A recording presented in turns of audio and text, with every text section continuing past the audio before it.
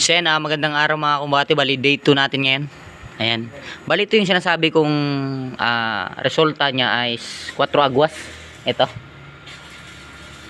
Ayan. Bali, sinabi na may-ari na gawan ko raw ng paraan na hindi raw papasukin ng tubig.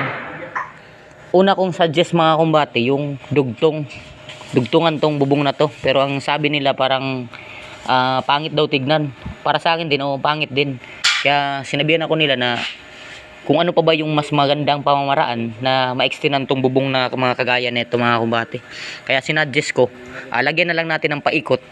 Bali ang silbi, magiging resulta niyan 4 agwas. Ayan, bali kayan to. Ayan, dagdag design yan mga kumbate para dito sa may bubong na to. Ayan, kasi ayaw na nila tong ipagiba kasi sayang naman ho. Kaya yung magiging nila busing, gawa natin ng design, yung pamamaraan na ganito. Bali yan yun, yung resulta niyan mga kumbate. Wala na ho itong poste-poste dito sa may banda dito. Bali diretso na. Ayan, bali itong brace na to mga kumbate, bali uniform to 50 cm. Bali yun yung uniform ko yan. Yung niyan, bali 50 cm yung taas. Tsaka yung galing dito papunta dito 30 cm. Pare-parehas yan lahat mga kumbate. Kaya para uniform tignan. Ayan, bali ang purpose nito para masuportahan to kasi wala na akong poste dito. Bali nakahanging siya mga kumbate, nakahang. Ayan lang yung namin, pamaraan namin sa ganito. Bali talagang sa akin tong design na to na 4 agwas yung naisip kong dito i-apply. Bali yung bubong rin dito sa banda rito, ito yung bubong na yan, mapapansin nyo saktong sakto lang yan, makakalusot yung bubong para dito sa may bago nating in-install mga kumbate. Ayan, bali talaga hindi papasok yung tubig. Pagdating naman dito sa may banda rito, ito ang bubong nito mga kumbate diretso hanggang rito sa taas. Tapos yung part naman dito, ayan, lalagyan natin to ng polycarbonate or colorop, depende yan kala boss kung ano yung papalagay nila. Bali pag-usapan namin kanina, colorop daw yung ilalagay natin para yung ambi dito yung or salibo hindi papasok. Ayan, bali nilagay na namin yung mga brace niyan. Bali yung lagyan 1, 2, 3, bali 6 lang naman to, 4, 5, 6. Bali dito meron na naputol. Ayun, lalagay na lang. Yan lang yung mga kumbate. Bali yung ginawa namin half truss 2x4, yung ginawa kong parlins naman 2x3, 2x2. Sinabi sa akin labos kung mga ganito, ano bang mas babagay pa na gawing parlins o parlina.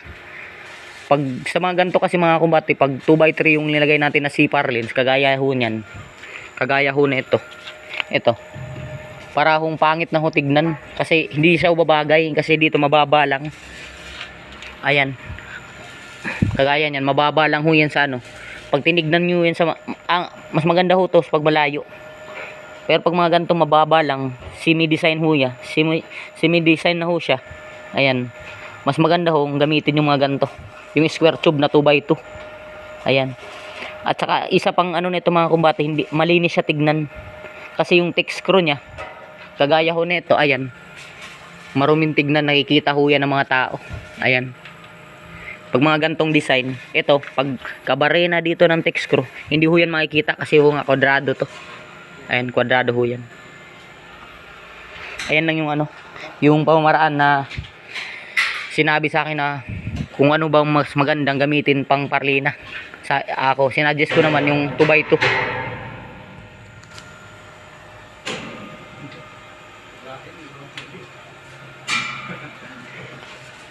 Bali ito yung kinabit natin na bubong. Bali ito yung lahat na ikakabit natin na bubong. Tsaka yung ginamit nating welding rod, neon weld. Ayan, maganda ho yung gamitin yung neon weld kasi nga ako mismo subuko na to kasi dito ako galing dati. Dito ako nagtatrabaho dati sa neon weld. Ayan, yung 60-30 nila 2.5, di mausok, mas safe gamitin. Ayan, nakalagay dyan. Mas maganda kung gamitin yung Nihon weld kasi nga para sa akin lang din. Totoo naman, hindi masyadong mausok yung ano nila, rod nila. Ayan na, sa bawat kanto niya.